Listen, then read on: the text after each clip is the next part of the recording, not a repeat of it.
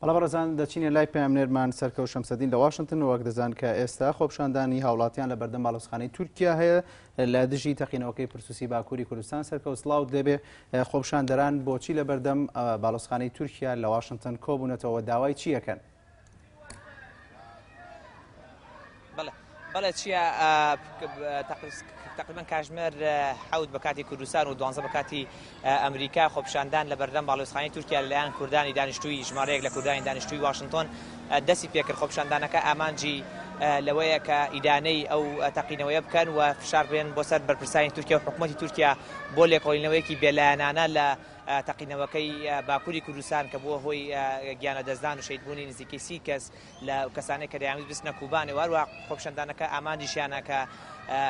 لێرە پشتیوانی خۆیان بۆ کۆبانێ دەرببڕن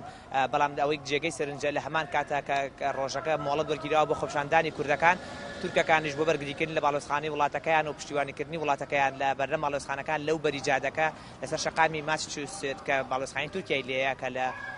لەم بەریشەوە کوردەکانی لێ لە هەردوو بەرەکەوتە خۆپیشاندان هەیە کە وتافی دژی یەکتری ئەڵێنەوە ئەوەی جێگەی سەرنجە چیە لەو بەر ژمارەیەک عەرەب و هەندێک